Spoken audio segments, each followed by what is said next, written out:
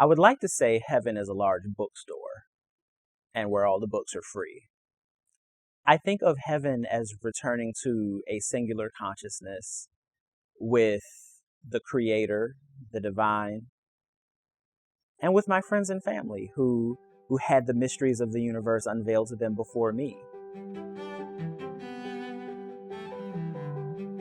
Early Quakers were not interested in heaven. They believed that it was all about focusing on the life that you had. And I believe that we can, and our role as Quakers is to create heaven on earth. And what is involved in that is in transforming relationships, transforming the earth, transforming, moving beyond capitalism and white supremacy. This is the day the Lord hath made. Let us delight in it and rejoice in it. We can live as though we're creating heaven in the way that we are with other Quakers, with the people that we're interacting with in our families, that we can really think about our life as a fractal, a seed for the broader heaven that we're trying to create. I think the scripture context about heaven and the way that we picture it in society doesn't match. We create songs for children to learn about, the mansion in the sky, and, in my Father's house there's many rooms, created into this fun song. I mean, we've taken so much of our understanding of what heaven is from a vision that one man had and wrote in a different language and then translated it. And also it had to pass through councils of men who had their own opinions on things to even be put into the Bible. I don't think that it exists in the way that we're taught that it exists, and I think it would be wonderful to live in a peaceful, beautiful society with people after we die. I don't know that I think the way I've been taught is real, and I'm okay with that. Not knowing is totally fine, but I think the certainty that we're taught about what heaven will be like and the truths that exist in Scripture versus things that we've decided are truths maybe don't align. I think that my background in the Baptist church still forms a lot of my thoughts around concepts like heaven and hell.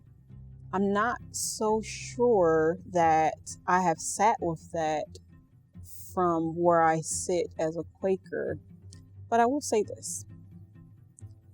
I do believe that essentially we are energy, and that energy is not really destroyed. And so even when we leave this vessel, our flesh, that last breath that we take is spirit, our energy,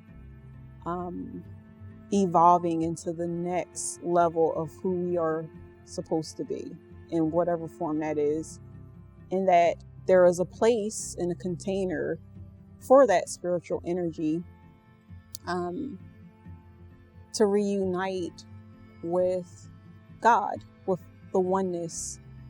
And I feel that heaven is that oneness. I don't believe in the theory of heaven and hell. It goes against common sense. I don't really prescribe to the tenets of the Bible, as people do. You do yourself a workshop. I call this a workshop when you ask yourself, jealousy, is that a higher, lower human emotion? Higher means a righteous, lower means not so righteous. A lower, all right. Discrimination, higher or lower human tendency. Showing favoritism is a higher or lower. Revenge. In the Bible, we attribute all these lower, high characteristics to a higher power when it don't make logical sense. Understand where I come from? These are lower human characteristics. So how can it be attributed to a higher power? It don't make rational sense. God feeling as if he's going to punish me, that's a tyrant. that don't make rational sense. You know, heaven is a mentality that you make in your mind. You know what I mean? You work to create a heaven on earth. You know what I mean? That says internally, and you express it outwardly to your community, the people around you. But as far as reward and punishment and our spirituality, no, it doesn't make rational sense. Quakers really like the light and use that